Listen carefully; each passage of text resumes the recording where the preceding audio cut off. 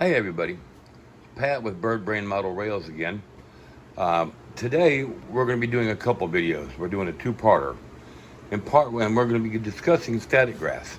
So in part one, we're going to discuss materials that we use. I personally, we're going to start with, I personally use Woodland Scenics static grass. These come in 28 gram bags or 0.98 ounces. I have 12 millimeter, 7 millimeter, and 4 millimeter lengths. I pull them out of the bags and stick them into an airtight container for storage, and of course label those so I know what's inside them. The next thing we're going to need, of course, is glue to glue our static grass in place. We're also going to need a static grass applicator. Now I made this one from an electric fly swatter. As you can see, it's kind of big. This cost me about $10 to build. Quick safety tip with this, guys. The power switch for this is right here. So when it's in my hand, my forefinger right here, my index finger, is going to activate that. See that power light come on? Now once I turn it off, it still has power in there. While you're using this, do not touch anything metal. This is electrically charged. Once you're done, you want to discharge this bad boy. The way we do that, I have a wire on the end over here that attaches to a pin that will be stuck down in my foam and my glue. To discharge this, simply do this.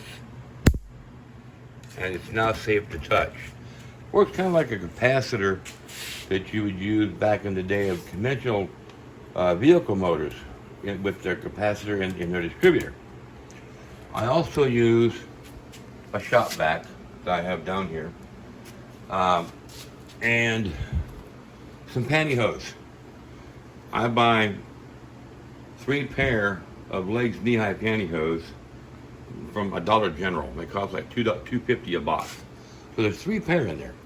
Well, I need 1 leg of those for each size of static grass. And I store those in a Ziploc, like so that I know which one's being used. I'm not mismatching when I draw up my excess to save it. Also, we're going to need some type of a nail, like so, that we will use to stick into our foam once the glue is in place. With that in place, we'll attach our alligator clip from our applicator to get the static charge running through there. Also, of course, we'll also need some paint brushes to spread our glue out in the areas that we're going to apply our static grass.